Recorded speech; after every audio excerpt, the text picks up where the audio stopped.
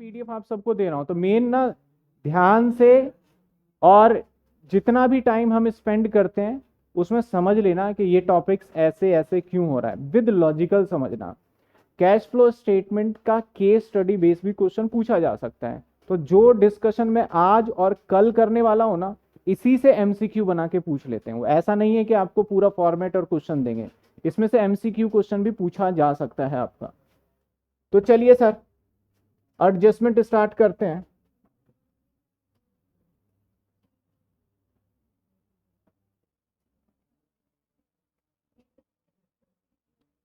भाई आवाज बच्चों की नहीं आनी चाहिए। कैश फ्लो स्टेटमेंट में एडजस्टमेंट, सर एडजस्टमेंट क्या है? खूब सारे एडजस्टमेंट है, लेकिन फर्स्ट एडजस्टमेंट करने जा रहे हैं। First adjustment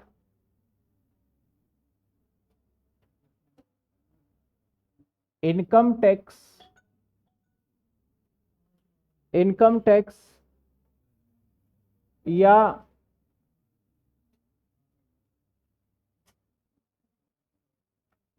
provision for tax. Income tax और प्रोविजन फॉर टैक्स बहुत इंटरेस्टिंग पॉइंट है ये।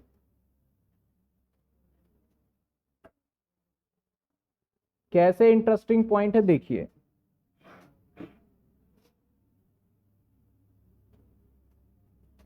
Main point,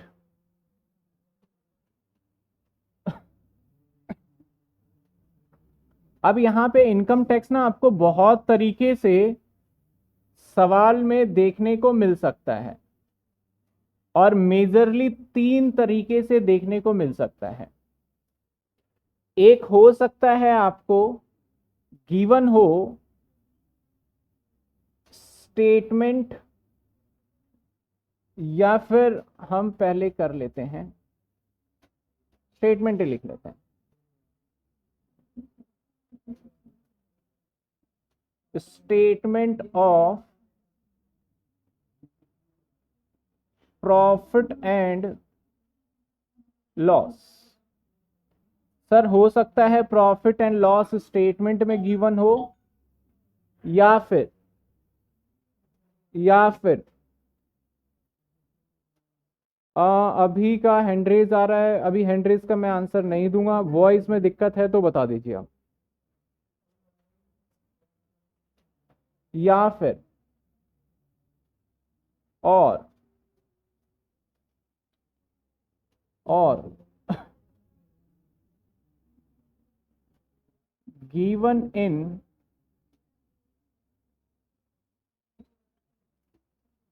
adjustment only. ठीक है सर, दो जगह गिवन हो सकता है। अब समझाना मैं कैसी बात कर रहा हूं, किस टाइप की मैं बात कर रहा हूं। जैसे मैं दिखाता भी जाऊंगा, ये हमारा है प्रॉफिट एंड लॉस, यहां पे आपको टैक्स दे रखा है। मैं इस सवाल की बात कर रहा हूं। या तो हो सकता है प्रॉफिट एंड लॉस यानी स्टेटमेंट प्रॉफिट एंड लॉस के अंदर देखने को मिले, या फिर हो सकता है ये हमारा बैलेंस शीट है, बैलेंस शीट के बाहर देखने को मिल जाए प्रोविजन फॉर टैक्स, यहां अंदर है ना, तो बैलेंस शीट के बाहर जब देखने को मिलेगा तो that is called adjustment. Balance sheet के अंदर नहीं होगा, सिर्फ और सिर्फ बैलेंस शीट के बाहर, तो उसे एडजस्टमेंट बोलेंगे। तो जब ऐसा गिवन होगा हमें पॉइंट, तो हम इसके जनरली दो ट्रीटमेंट करने वाले हैं सर। सर दो ट्रीटमेंट क्या करोगे? एक ये ऐड हो जाएगा इन नेट प्रॉफिट, ऐड हो जाएगा इन net profit. Sir net profit मैं हर चीज को आपको दिखाते जाऊंगा कौन से नेट प्रॉफिट की मैं बात कर रहा हूं, और लेस हो जाएगा cash generation from operation, generation from operation.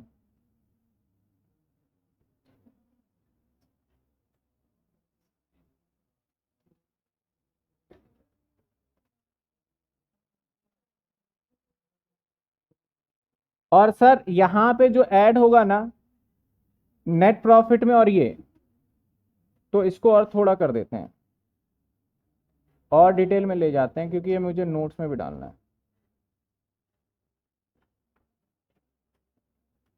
Same amount,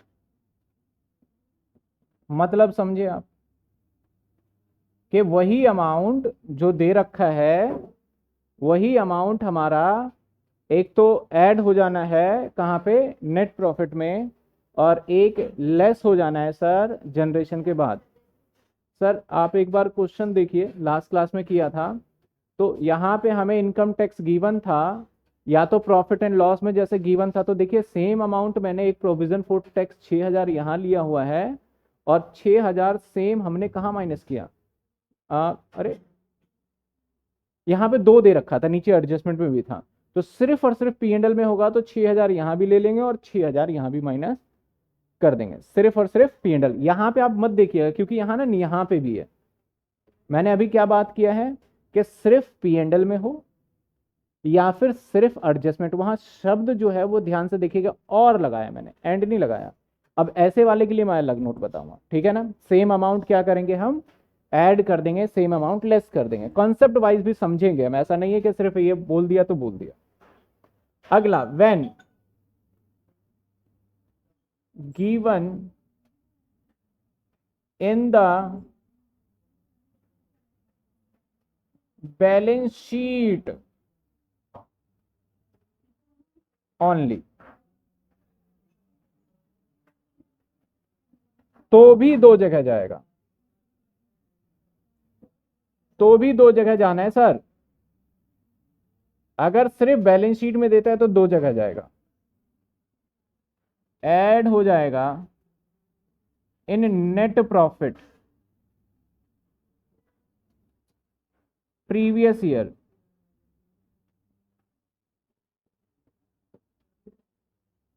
net profit previous year amount. भाई हट जाओ, क्यों चिल्ला रहा है ये, लेस हो जाएगा, सॉरी मैंने प्रीवियस गलत लिख दिया, करंट ईयर होगा ये, लेस हो जाएगा previous year amount, previous year amount.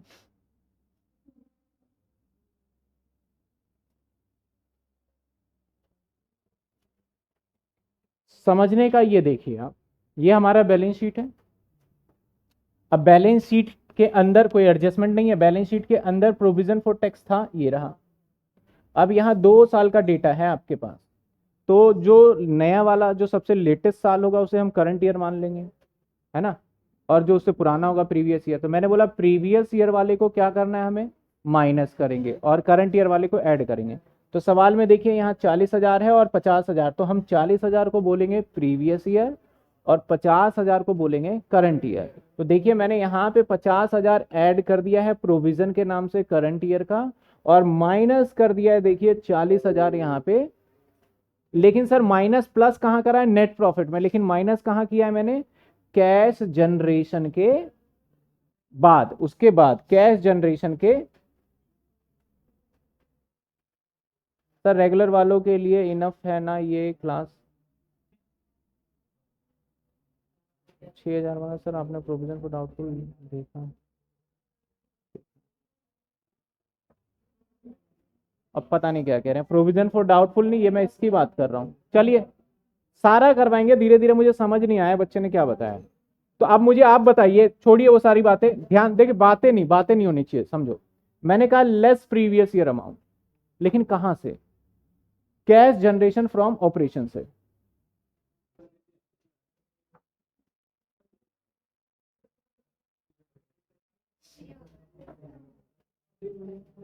अरे बच्चे डेट शीट मांग रहे हैं, अरे भाई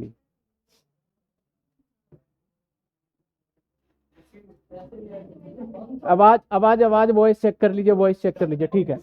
तो मैंने यहां क्या लिखा आप देखो, साथ के साथ ध्यान देना, लेस प्रीवियस ईयर, लेकिन प्रीवियस ईयर कहां से, कैश जनरेशन फ्रॉम ऑपरेशन। यानी सर ये ना नोट में थोड़ा ऐड कर देता हूं तो समझिएगा, after cash generation from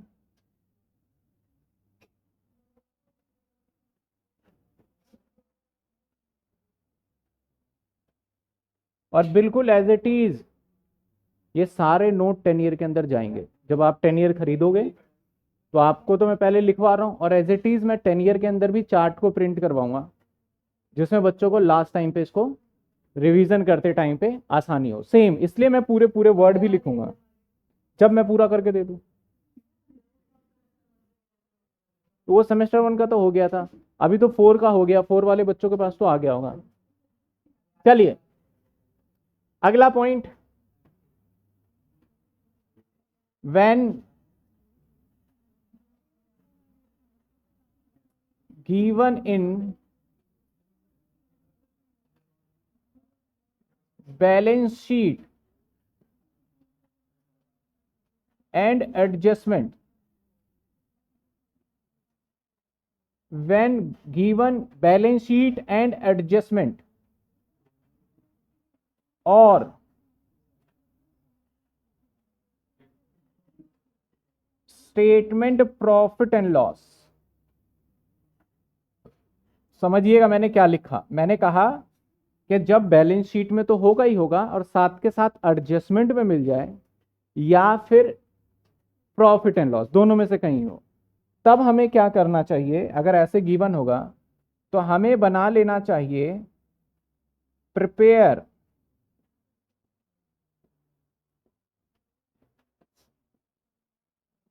provision for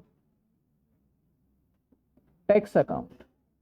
sir अभी तक ना एक क्वेश्चन मैं एक्सपेक्ट कर रहा था आप लोगों का आना चाहिए, लेकिन किसी बच्चे का आया नहीं। एक क्वेश्चन कि why we are add previous year और लेस करंट ईयर, या फिर लेस हमारा प्रीवियस ईयर और ऐड करंट ईयर। ये क्या चक्कर है कि हम करंट ईयर और प्रीवियस ईयर का काम करते हैं। उसको मैं समझा देता हूँ, सर कैसे, ध्यान दीजिएगा बातों को।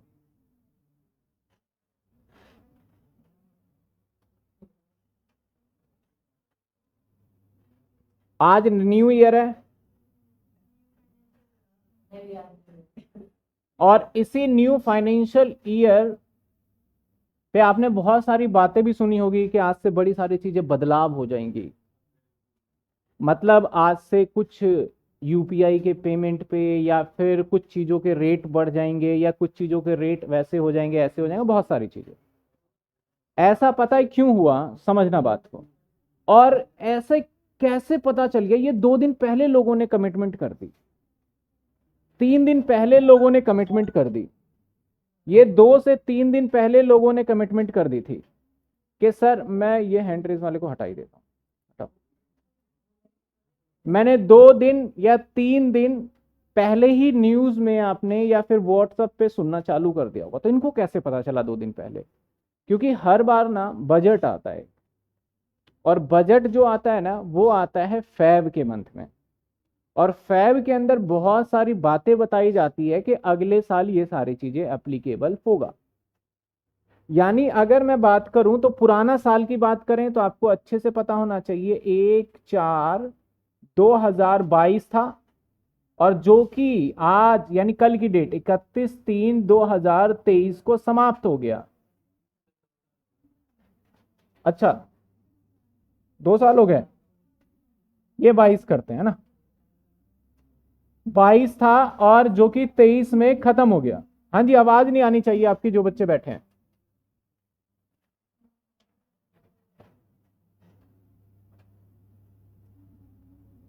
ये साल खत्म हो गया। इस साल के मंथ में ना एक फैब का भी मंथ आया था, जो कि मान लेते हैं इस जगह पे फैब का मंथ आया था। और इस फैब के मंथ में देखा जाए तो फैब के मंथ में एक आता है बजट, बजट सेशन होता है। और यहां पे बजट जो होता है ना वो हमारे देश के फाइनेंस मिनिस्टर यानी एफएम। सर हमारे देश का फाइनेंस मिनिस्टर कौन आ गया? निर्मला सीतारमन, जो कि फाइनेंस मिनिस्टर है। इस दिन इनका क्या काम होता है, मेन काम, मुख्य काम क्या होता है? हमारा बजट का मतलब होता है प्लानिंग, और प्लानिंग कभी भी काम जो हो चुका है उसके लिए नहीं करते। जो काम हम फ्यूचर में करने वाले हैं उसके लिए प्लानिंग करोगे आप। और बजट का दूसरा शब्द मान लो प्लानिंग। तो प्लानिंग जो यहां पे करने वाली है ये, वो इस साल की प्लानिंग नहीं करेगी, क्योंकि ये साल तो खत्म ही है। तो जब कभी भी ये प्लानिंग करेगी तो आप समझ सकते हो ये प्लानिंग जो लेके आएगी वो इस साल से आगे साल के लिए प्लानिंग लेके आई होगी।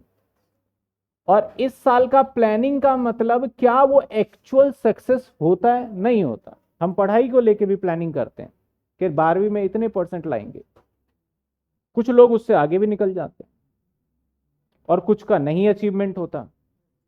तो ये क्या है, हमारा फ्यूचर प्रोस्पेक्टिव प्लानिंग है। तो इस दिन निर्मला सीतारमन क्या करती है, बोलती है, इस बजट को अगर सुनोगे, तो मैं सुन ही रहा था बजट को, तो उन्होंने बोला कि नेक्स्ट फाइनेंशियल ईयर, भाई नेक्स्ट फाइनेंशियल ईयर यानी 1/4/2023 से 31/3/2024, इन्होंने कहा नेक्स्ट फाइनेंशियल ईयर के लिए मैं कुछ प्लान कर रही हूं।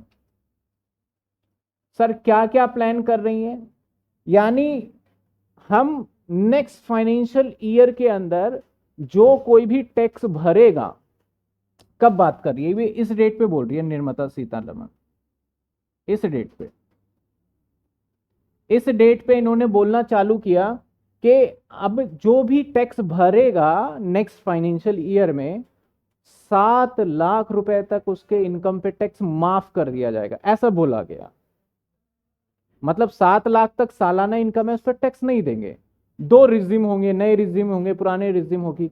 इस दिन से जो इंश्योरेंस महंगा हो जाएगा, इस दिन से अगर जो नया काम स्टार्ट करेगा ये हो जाएगा, पोस्ट ऑफिस में पैसे जमा करेगा उस पर ये टैक्स लग जाएगा, पैन कार्ड लिंक नहीं होगा ये लग जाएगा। यानी यहां से बताए बेसिकली इनके पास दो पर्चे होते हैं, एक इस पूरे साल में हम कितना पैसा कलेक्ट करेंगे उसका अनुमान, और एक इस पूरे साल में हम कहां खर्च करेंगे एक उसका अनुमान।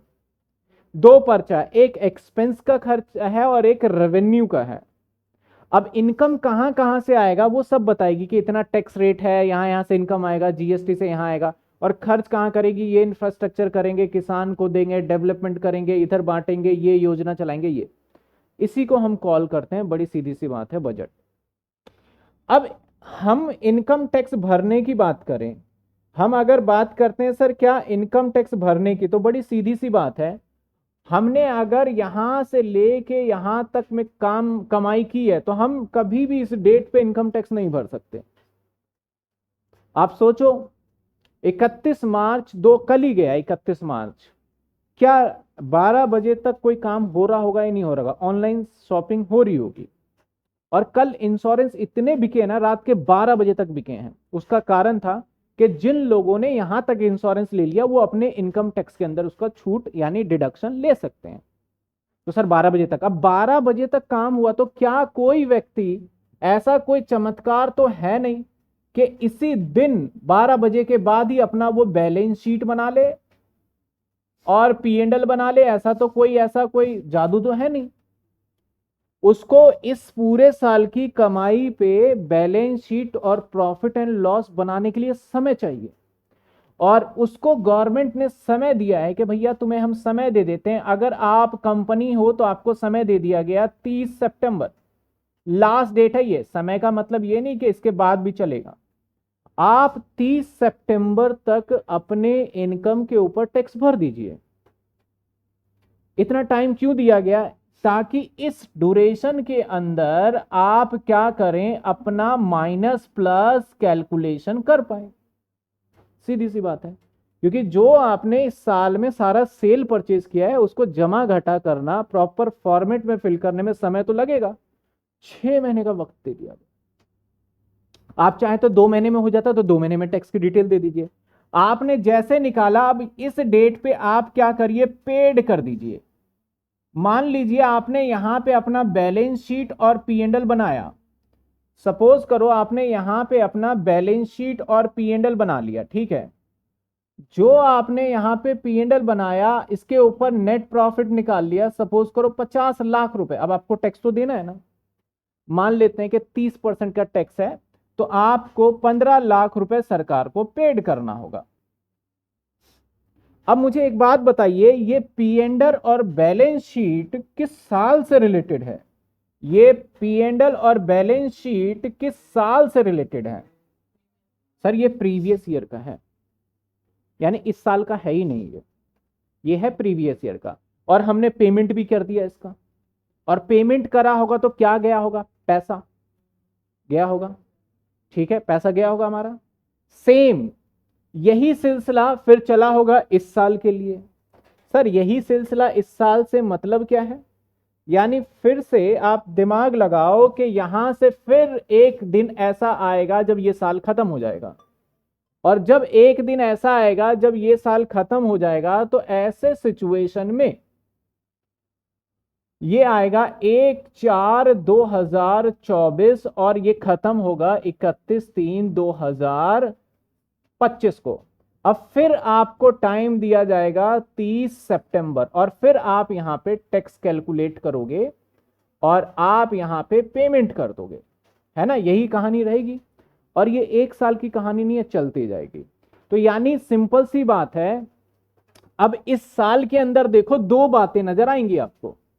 इस एक साल के अंदर आपने पेमेंट किया, और इसी साल का जो इनकम, अब मैं इस साल की इनकम की बात करूं, इस साल का ये बैलेंस शीट कौन से साल का है? पिछले साल का। और इस साल का ये पी एंड एल किस साल का है बताओ?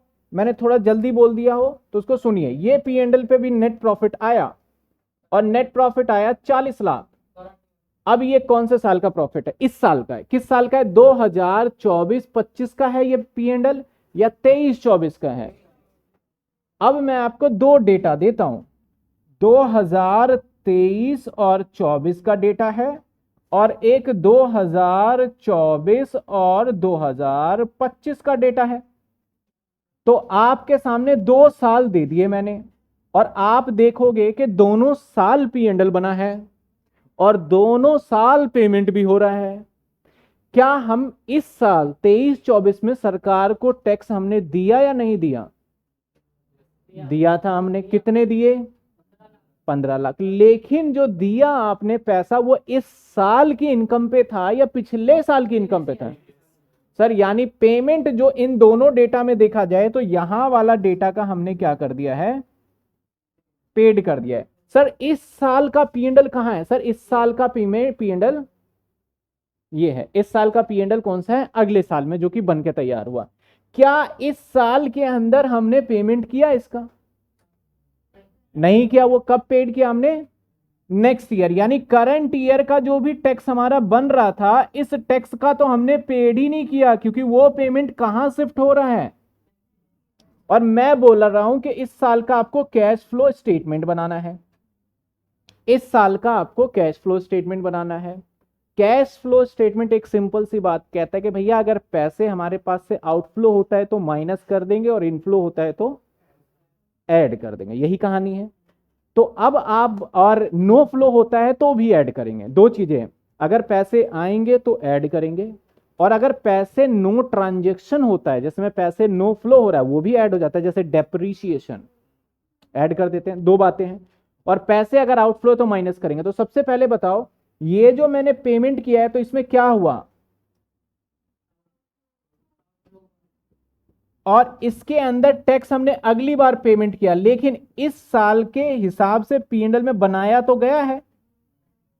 इस साल का टैक्स है कैलकुलेटेड। अगर मैं बात करूं इस साल का टैक्स कैलकुलेटेड है, तो जिस साल का हम टैक्स कैलकुलेट कर लेते हैं लेकिन पेमेंट हम अगले साल करते हैं, तो कैलकुलेट करने को हम बोलते हैं मेड करना। टैक्स को हमने बना लिया है, अभी पेमेंट नहीं किया, हमने क्या करा? टैक्स को बना, भले ही अगले साल में, लेकिन हम टैक्स इसी के हिसाब से लेके चलेंगे।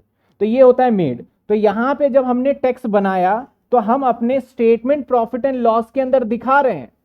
तो यहां खड़े होकर सोचो कि हमने पी एंड एल में 40 लाख पे टैक्स दिखा दिया, लेकिन हमने दिया इस साल में नहीं है। तो इसीलिए सिर्फ ये क्या होता है हमारा, नेट प्रॉफिट में करंट ईयर का हम टैक्स को ऐड कर देते हैं सर। क्यों ऐड कर रहे हैं? क्योंकि इसका पेमेंट गया ही नहीं होगा। करंट ईयर का P&L का पेमेंट करंट ईयर के सेशन में एक पेमेंट जरूर किया है, लेकिन वो कौन से वाले टैक्स का किया है? तो इसलिए हमने प्रीवियस ईयर वाले को क्या कर दिया? माइनस कर दिया। अब प्रीवियस ईयर में उसको क्यों कह रहा हूं? क्योंकि वो पिछले साल का है कैलकुलेशन, और करंट ईयर मतलब वो इसी साल का है। तो इनकम टैक्स के अंदर हमेशा जो प्रीवियस ईयर होता है उसका टैक्स पेमेंट हो जाता है, और वो पेमेंट कब होता है? अगले साल जाके असेसमेंट ईयर के अंदर। ठीक है ना?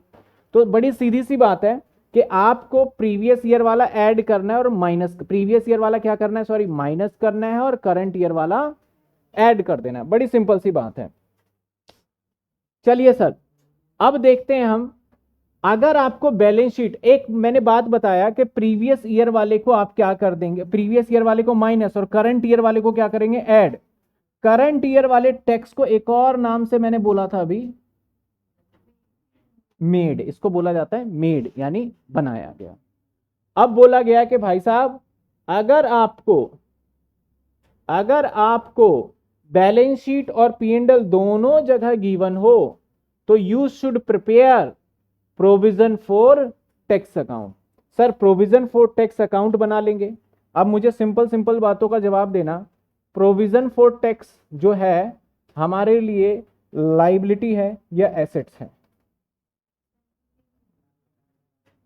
प्रोविजन फॉर टैक्स, सरकार को टैक्स देना है इसका मतलब होता है। तो प्रोविजन फॉर टैक्स लाइबिलिटी है कि एसेट्स? बताइए मुझे। लाइबिलिटी। और लाइबिलिटी हमेशा कहां होता है? क्रेडिट साइड में होता है या डेबिट साइड में होता है? बताइए। सिंपल सी बात है sir, liability always credit side. ये बना लिया हमने provision for tax. Provision for tax, ठीक है। चलिए सर, ये पर्टिकुलर अमाउंट, चलिए अब लाइबिलिटी का बैलेंस बीडी कहां से शुरू होता है पता है? बाय साइड से। लाइबिलिटी का बैलेंस बीडी होता है बाय साइड से। सभी बच्चों ने सही जवाब दे दिया, लाइबिलिटी होता है सर बाय बैलेंस बीडी। अब मुझे बताइए, जो बैलेंस बीडी का मतलब ओपनिंग बैलेंस होता है एक तरीके से, ठीक है ना? अब जिधर बैलेंस बीडी होता है ना, उसका अपोजिट साइड बैलेंस सीडी होता है, बैलेंस सीडी। अब एक चीज ध्यान रखिएगा, जिस साइड बैलेंस बीडी होता है उस साइड से प्लस होता है। तो मैं कह सकता हूं ये भले ही क्रेडिट साइड हो लेकिन इधर से ही प्लस होगा, और ये डेबिट साइड है तो इधर से क्या होगा? अगर मैं और प्रॉफिट कमाता जाऊं और इनकम टैक्स और देना है मुझे सरकार को, तो मेरी लाइबिलिटी बढ़ जाएगी। और अगर मैं सरकार को पेमेंट कर दूं उसका, तो मेरी लाइबिलिटी घट जाएगी। तो अगर मैं बोलूं मैंने सरकार को ना पैसे दे दिए हैं, पेड कर दिए हैं, तो यहां पे आएगा टू साइड में, और किस नाम से आएगा? बैंक से पेड। बैंक से पेड का मतलब सरकार को मैंने टैक्स दे दिया है। और अगर आपने और पैसा कमा लिया तो यहां आएगा स्टेटमेंट प्रॉफिट एंड लॉस, क्योंकि ये वाला स्टेटमेंट प्रॉफिट एंड लॉस में जाता है जिसे बोलते हैं हम मेड।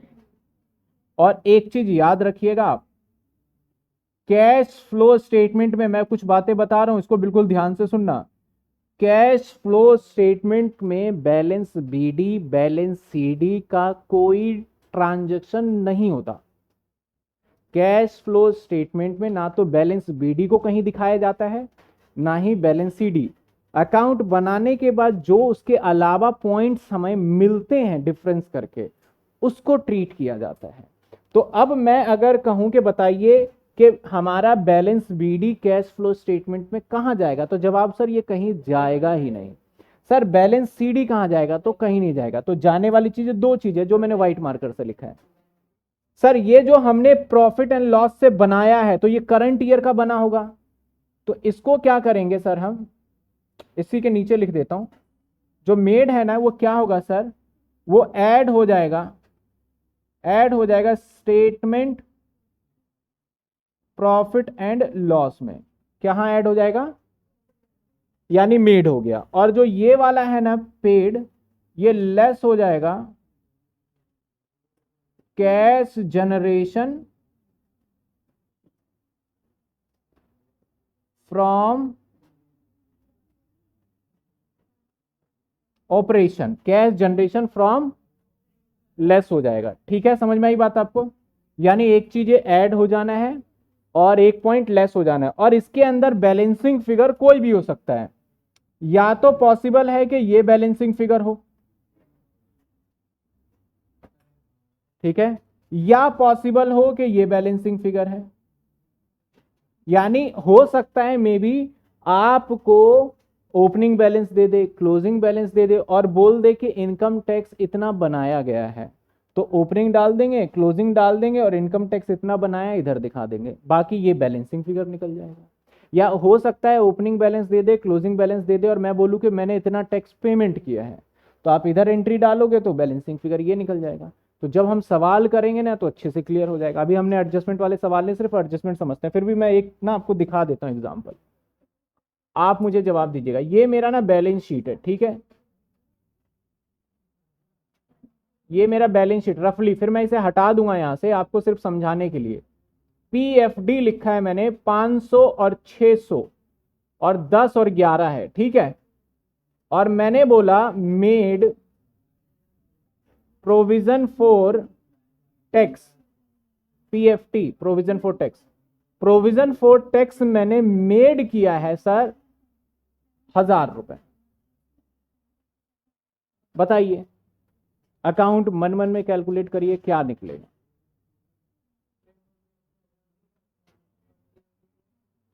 मैंने कहा प्रोविजन फॉर टैक्स 510 में था और 611 में है, और मैंने मेड कर दिया पीएफटी 1000 रुपए का।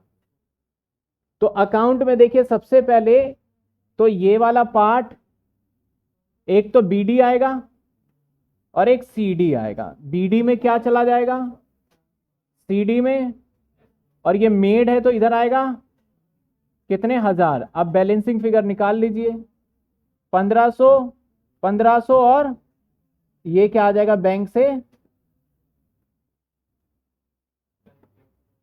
और अब आपको करना है ये वाला कहां चला जाएगा, ऑपरेटिंग में, made statement profit and loss में ऐड, और ये वाला पेड कहां चला जाएगा, इसमें बैलेंसिंग फिगर ये निकल गया। समझ में आई बात आपको? ऐसे ही आपको मेड की जगह पे क्या दे सकता है, बैंक से पेड। सभी बच्चों ने जवाब दे दिया 900 900। समझ में आ गया ये? चलिए इसको मिटा देते हैं। अरे तो ये कहानी थी हमारी, और एक इंपॉर्टेंट एडजस्टमेंट कह लो किसका, प्रोविजन फॉर टैक्स का। अब इससे आगे चलेंगे।